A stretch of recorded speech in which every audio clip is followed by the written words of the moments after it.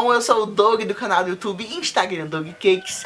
E no vídeo de hoje, que é a primeira receita do ano de 2021, eu vou fazer com vocês um pão de fermentação natural, que é uma focaccia, na qual a gente vai utilizar a farinha branca tipo 1, farinha de trigo com zona de mercado, e a gente vai fazer um método para que a gente não precise salvar essa massa. Então, se você já gostou, deixa o like, se inscreve aqui no canal, ativa o sininho para não perder nenhuma notificação, porque esse ano a gente vai fazer muita receita de fermentação natural, tá? E já manda para todo mundo. E é isso, bora pro vídeo!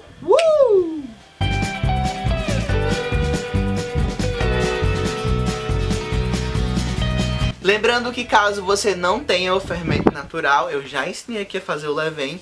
Ou se você não quiser fazer com fermentação natural, eu vou aqui deixar na descrição as dicas para você fazer essa mesma receita utilizando o fermento de pacotinho, tá? Que aí vai ser bem mais rápido, os tempos serão bem mais curtos, tá bom? Então a primeira coisa que a gente vai fazer para todo mundo que tem o fermento natural é fazer o que a gente chama de autólise, tá? O que é autólise? A autólise nada mais é do que você misturar toda a farinha da sua receita juntamente com toda a água da sua receita. Mistura os dois e você deixa descansando.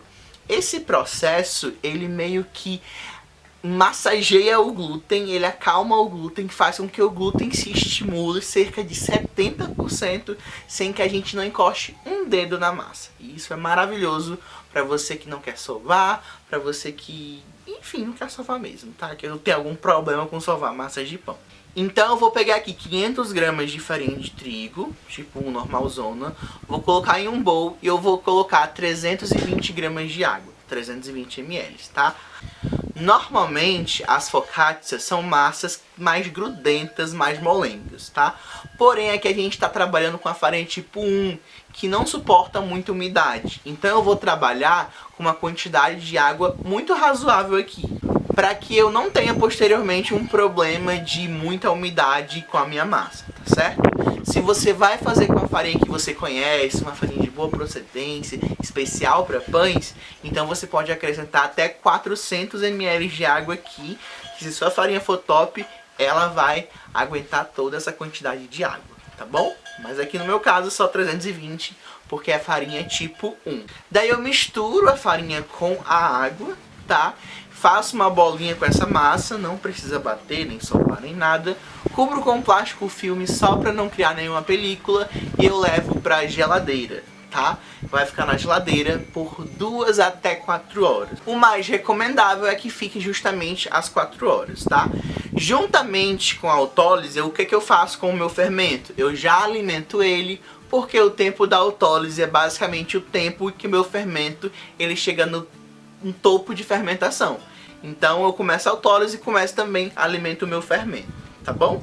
O meu fermento aqui eu estou utilizando a proporção de 1 por 2 por 2 para alimentar ele. É a proporção que geralmente eu uso sempre para alimentar o meu fermento, mas isso não tem muito problema. Seu fermento pode ter qualquer proporção que não vai afetar a sua massa. Se você não entende sobre essas nomenclaturas de fermentação natural, assiste o vídeo do fermento para você poder entender esse mundo de nomenclaturas de fermentação natural, tá certo? Depois das 4 horas, gente, você vai ver uma diferença grande na massa. Se você começar a puxar a massa, você vai ver que ela já tem glúten muito estimulado ali. Parece que você passou horas sovando, mas a massa somente descansou.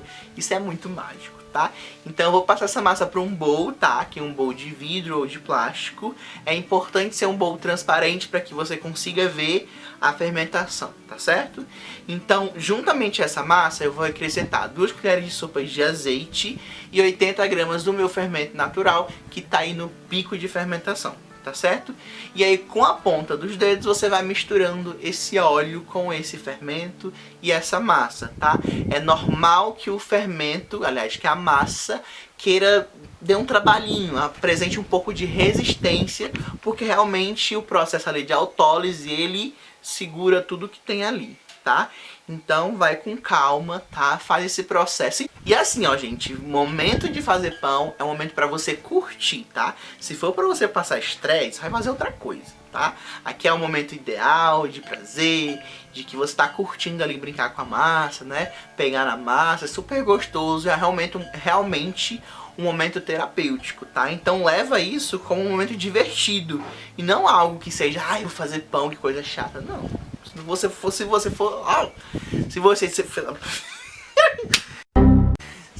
for esse tipo de pessoa que pega pra fazer pão com raiva, nem inventa não, que fermentação natural não é pra você, tá certo?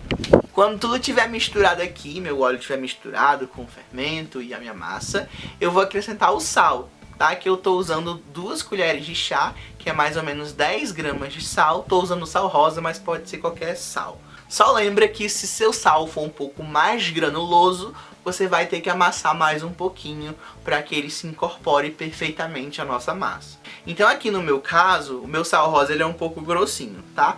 Para que ele se misture rapidinho, o que eu faço? Eu pego minha massa como se fosse um neném, aqui no meu colo, e aí eu vou dobrando a massa sobre ela mesma. Pego um pouquinho da massa, dobro sobre ela mesma, você vai ver o vídeo eu fazendo aí, tratando o meu fermento, aliás, a minha massa como se fosse um nenenzinho, tá certo? Trata a sua massa como se fosse um neném, porque ela quer muito carinho, muita dedicação sua, pra ficar super gostosa e desenvolver sabores incríveis, tá certo?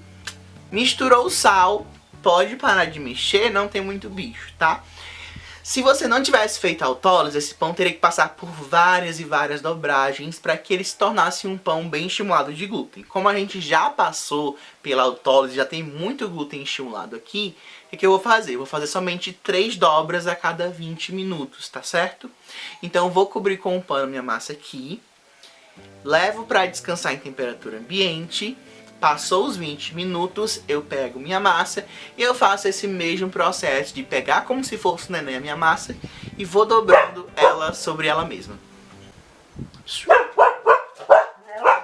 Fiz essas dobras, cubro com um pano, deixo descansar por mais 20 minutos e repito novamente essas dobras, com muito cuidado, muito carinho e se divertindo fazendo a sua massa. Amém. Na terceira dobra, eu dobro novamente, cubro com um pano e deixo por 20 minutos, tá? Tem uma rã raspando aqui. Vocês já ouviram dizer que rã raspa? Dizem que é pra chover, espero que seja, né, rã? Oi, rã, tudo bem? Pronto, quando passou esses 3 tempos aí, você dobrou 3 vezes a cada 20 minutos, o seu pão ele vai para a fermentação principal, tá? E aí você vai cobrir com um pano e aí você vai deixar de 2 a 3 horas, tá? Mas assim, o que você vai observar? Você vai observar pela sua vasilha, pelo seu bowl, que é transparente. Quando a sua massa tiver bastante bolhas de ar, tá certo? Você vai conseguir ver pela vasilha que sua massa tem bastante bolhas de ar. E esse é o ponto ideal para você passar essa massa para a forma, tá? Se você quiser fazer um pão de fermentação natural lenta, você pode levar essa massa para a geladeira e deixar de 12 a 18 horas, tá? Que vai ser a fermentação mais lenta, a fermentação melhor para nossa saúde, tá bom? Mas aí eu quis fazer no mesmo dia, você também pode querer fazer no mesmo dia. E 2 a 3 horas é o suficiente para que as bolhas de ar comecem a surgir aí no seu pão e fique super fofinha a sua massa, tá bom? 3 horas se passaram, o que eu vou pegar? Vou pegar a minha forma, vou untar com azeite. Eu vou colocar as medidas dessa forma na descrição para você saber direitinho. E aí você vai tentar espalhar essa massa com a ponta dos dedos aí, espalhar sobre toda a forma. É normal que sua massa tenha um pouco de resistência, ela não queira se espalhar, até porque embaixo tem azeite e a sua massa você vai esparramar ela e ela vai encolher, mas não tem problema, tá? Com um descansozinho ela consegue espalhar normalmente daqui a pouco, tá? Aí eu cubro com plástico filme e eu deixo crescer em temperatura ambiente, tá? Por mais ou menos 1 hora, até você ver que ela deu uma leve crescidinha, tá certo?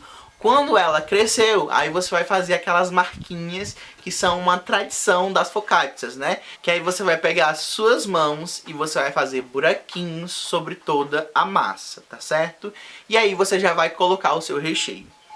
Eu já fiz aqui, eu vou colocar imagens aqui, eu já fiz a focaccia com azeitona, queijo parmesão, queijo mussarela. Só que essa que eu fiz, que era pra ser aqui pro canal, digamos que o queijo ele foi suficiente para tapar todos os buraquinhos. Aí ficou parecendo um pão quadrado, não ficou com cara de focaccia. Então eu fiz outra pra mostrar pra vocês um pouco da tradicionalidade, que é ver os buraquinhos com os tomatinhos cerejas, tá bom? Então eu vou colocar tomates cerejas aqui na minha, eu empurro, tá? Os tomatinhos cerejas eu vou colocando até o fundo, aperto bem pra ele segurar na massa. E eu vou colocar também um pouco de manjericão, que não é o ideal, porque o manjericão é ideal que você coloque ele depois que a focaccia sai do forno, tá? Não é ideal que você coloque antes de ir pro forno, porque ele queima. Mas eu acho que dá um saborzinho e eu coloquei aqui por cima. Ficou bem bonito antes de ir pro forno. Depois que for pro forno, ela queimou. Vou colocar também mais azeite aqui por cima, tá? Pra ficar tudo bem gostinho de azeite. E aqui por cima, normalmente as pessoas colocam o sal grosso.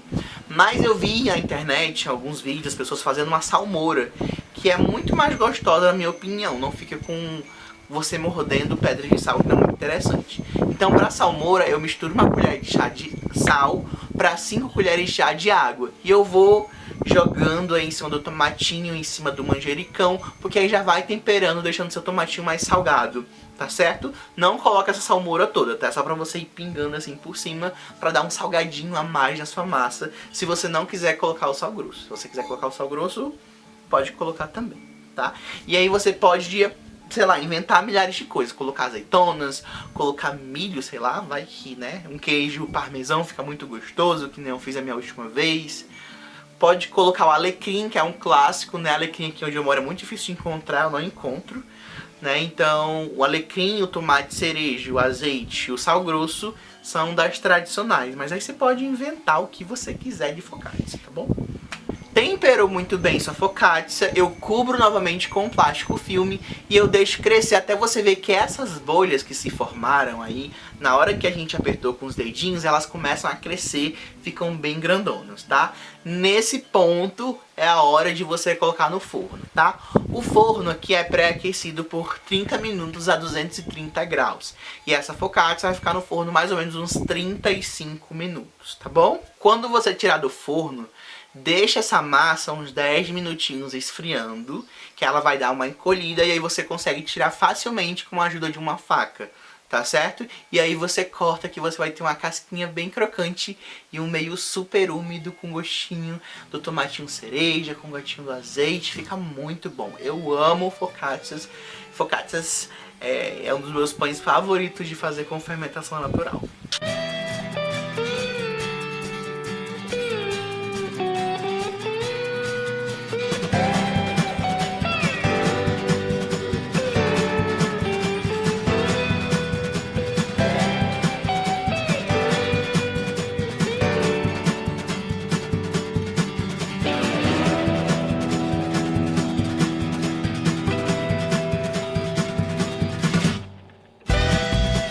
E agora a gente vai comer, né? Essa focaccia aqui eu fiz ontem à noite, foi um pedacinho que eu deixei pra fazer aqui o vídeo, tá bom? Ela fica muito linda, ela é muito gostosa, os tomatinhos cerejas ficam tipo confitados, fica uma delícia, tá? Vou comer, né? Porque a melhor coisa é fazer vídeo com essas receitas maravilhosas é comer.